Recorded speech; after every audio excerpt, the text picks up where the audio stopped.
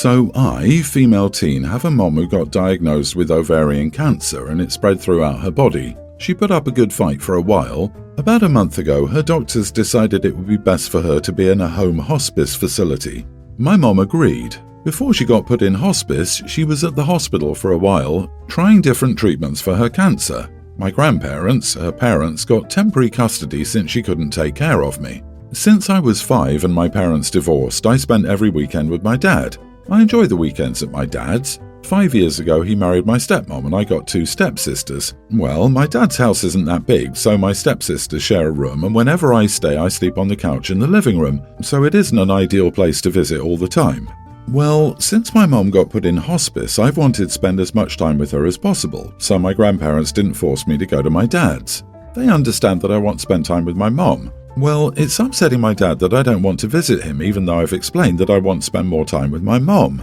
Today, my dad and stepmom showed up at my grandparents' house, saying he's my dad and it isn't right that they don't encourage me to see him a couple of times out of the week. My grandparents said I could make my own decisions and that I had every right to prefer to be with my mom than stay at his house. My dad talks about how it is part of the court agreement and how he'll take my grandparents to court if he has to. I stepped in and said, if you make us deal with the family court while my mom is on hospice and we're just trying to spend as much time together as possible, I'll never forgive you. My stepmom put her 2 cents in, calling me a brat for trying to guilt trip him into letting me not see him. She tried saying she understands I want to spend time with my mom, but that doesn't mean I can just stop seeing my dad. So, am I the idiot? In my mom's will, she stated she wants me to live with my grandparents full-time but continue to see my dad on weekends if I want to. Not the idiot. Your stepmom doesn't understand you want to spend your limited time with your mother, or else she wouldn't be trying to take it away. They have a right to want to stick to a court-ordered contract, but this is a temporary extenuating circumstance, and it's not unreasonable to be upset with them for not being willing to make an exception for your sake. Also, because there's not even a good space for you to sleep when you're there, I wonder if taking your grandparents to court would blow up in their faces. OP, his wife, called you names and he allowed it. You don't need to care about his feelings because he clearly doesn't care about yours. Honestly, it sounds like it's something that you should make permanent. Depending on your area, you're old enough that if it did go to court, your opinion would be immediately considered. The fact that they don't even have a space for you means that they would likely not be able to get custody. In most areas, if there's not a bedroom, even if it's shared, for the kid, that's a non-starter. I'm just sorry you're even in this position. Your father shouldn't be putting you through this. I tell him to go back to court. Let him explain why he wouldn't let you spend all your free time with your dying mother in hospice. Of course, he will look foolish, and I'm pretty sure most judges will laugh as they dismiss him. I can believe Dad is serious, but is his ego so big that he thinks the court will force a daughter to visit while a mother is dying? This former caseworker doesn't think so. That is exactly my thought. Stepmom is pushing this court BS. The possibility of OP inheriting money, or perhaps the grandparents will pay them child support if OP lives with them full-time. She has no rights and should have 0 opinions here. You're not her kid. Dad is not a dad. Stand your ground. Agree, stepmother probably doesn't want OP's father to pay child support to the grandparents. You poor thing, I am so very sorry. Spend as much time as you can with your mama, and then if they try to take your grandparents to court, they won't get too far. Hopefully your grandparents can get permanent custody of you. They need to let the court know about this little event. Document everything. This is only going to get worse. My female 21, boyfriend 24 of almost a year invited me to dinner with his family. Mom, Dad and his teen brother. I had never met them before that. The only thing I knew about them is that they're conservative and Christian but lovely people.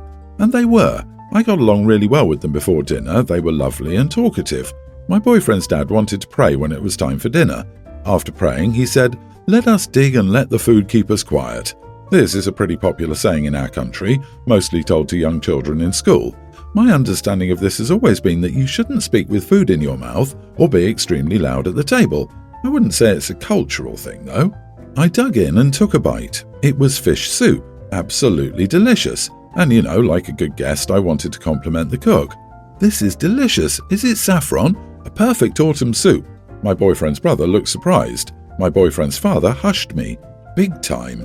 A really aggressive shh with a finger over his lips, and then he said again, "Let the food keep us quiet." I apologised because I thought I'd accidentally spoken with food in my mouth or something, but a few minutes passed and nobody said a word. Super awkward and weird, especially since they'd been so talkative before. My boyfriend was also unusually quiet. And after a few minutes, I was too weirded out and asked about their day and how nice they'd invited me there. And his mother did the hush thing. So awkward. I think this was when it clicked. No speaking at all at the table. Let the food keep us quiet. Really quiet.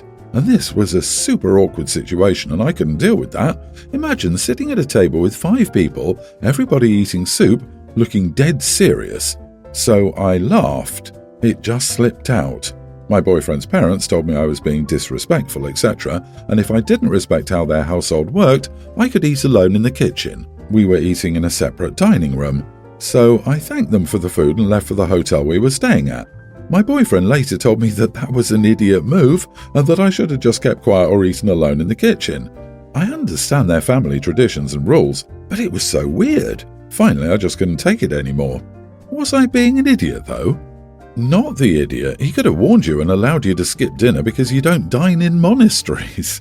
Also, you're not a 3-year-old to be sent to the kitchen to eat alone. This is super controlling, weird behaviour. Do they shush everyone who eats with them, or did they expect OP to follow this controlling behaviour?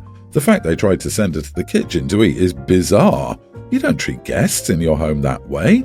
Also, imagine how they'll want the wedding to be. Shush every one of OP's guest sides while the food is served. A giant dining hall just silent and spooky and everyone chewing. OP, run away.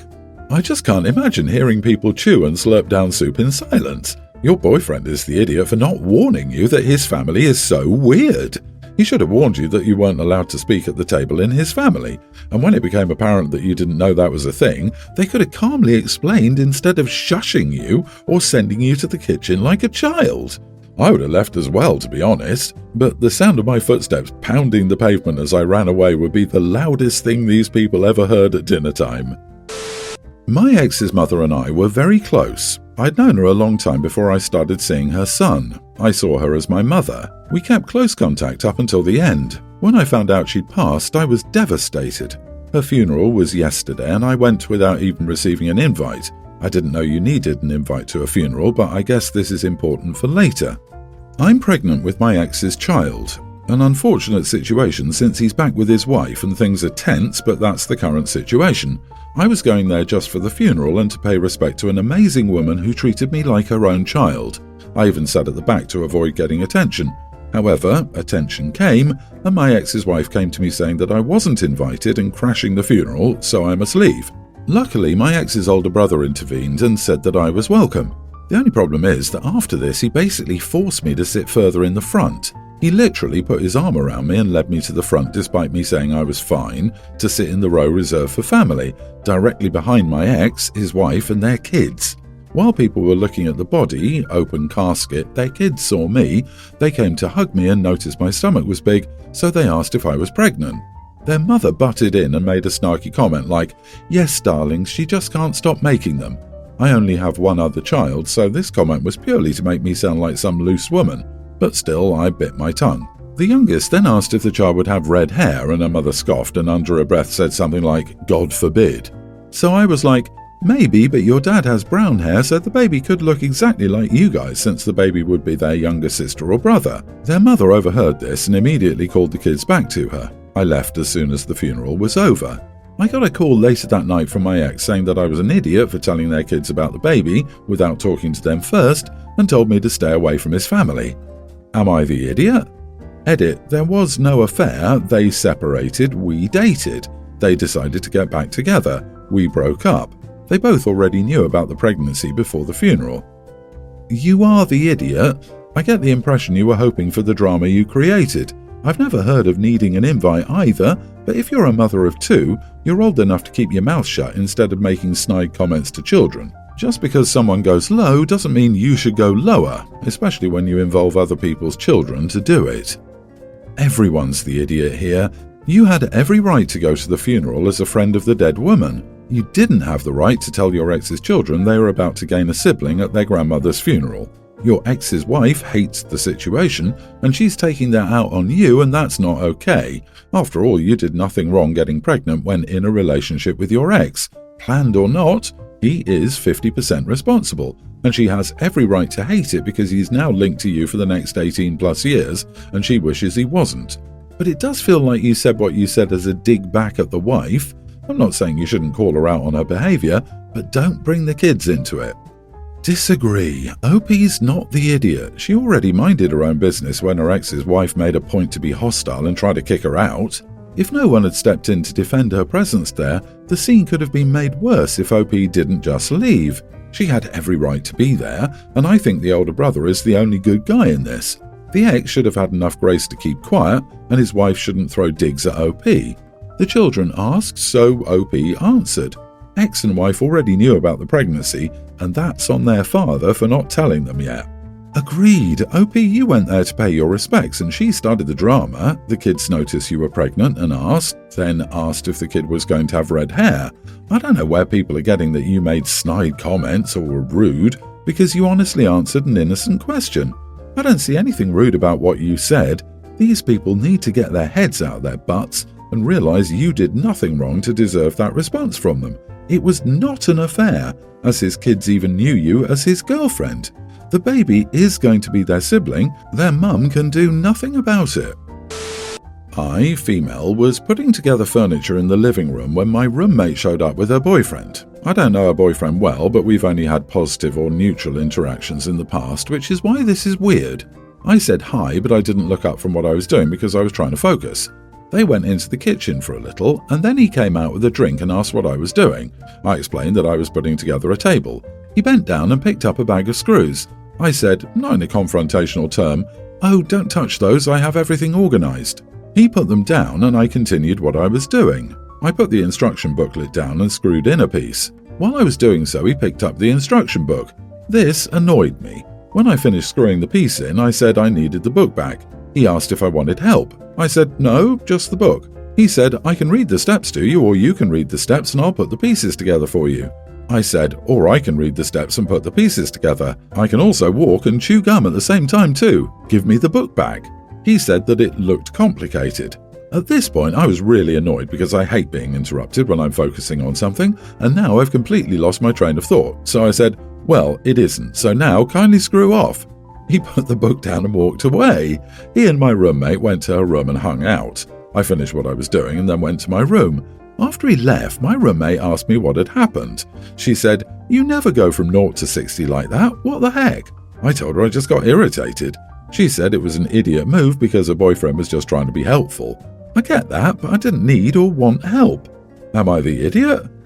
A question was asked, an answer was given, job done. Not the idiot here. Ask him why he's so emotional. You don't understand. She's a chick trying to act like she can assemble furniture. Of course she needs a man to help. Roommate's boyfriend is a classic mansplainer. Instead of politely asking if you need help and then accepting your answer, he will interfere with what you're doing without considering whether it will help. No. He told the roommate he was just trying to be helpful. In fact, he was interrupting her train of thought and persisted when she asked him not to fuss with her stuff. It's like saying, it was just a joke when someone says something insulting. No, it's not just a joke. It's a backhanded way of being an idiot. Either they were doing it on purpose or they're too stupid to understand how to behave. No was the answer, and he should have left it when she said it the first time. My son, 18, recently started a new job at a restaurant for the first time in his life. The place is not too far, but still is around a 17 to 20-minute drive. He started working a week ago. I asked him to provide me with his boss's number in an emergency. He refused and said it was weird and unnecessary. I thought he needed clarification on what I meant by an emergency, so I brought it up with him this morning. He suddenly flipped out and told me that he won't give me his boss's number and that I should quit asking and treat him like a 4-year-old. I have to say that I found this reaction horrific because I had already explained to him why I needed the number. My husband told me to leave it alone and that I don't need the number just because I'm being paranoid. To be honest, it wasn't about paranoia, but to make sure I could check on him if and when he was out of reach. My husband said it makes me look controlling and intrusive. My son came home and refused to speak to me, didn't even eat with us and stayed in his room. So, am I the idiot for asking the boss's number? Yes, you are the idiot, and I have to say, as a supervisor, it is so weird to have one of my subordinates' moms call or text me to check on him. This age of helicopter parenting needs to end.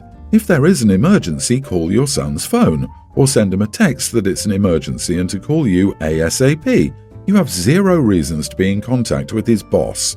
I can imagine OP being like, "Hi bossy, I haven't heard from my son within the past 1 hour and 47 minutes. I was wondering if everything is okay in there." OMG, your child is an adult now. Time to let go and cut the cord. Personally, I'm impressed that he managed to organise a job without letting his mother know until he had it. I can totally see OP going with him to the interview and answering all the questions for him, and then calling the interviewer and demanding to know why he didn't get the job. That poor guy. I think OP is so wound up about emergencies because she creates them herself and needs drama and constant attention to entertain her life. Mom, it's his first job. Back off. He's 18, he's an adult. He doesn't want you to check on him.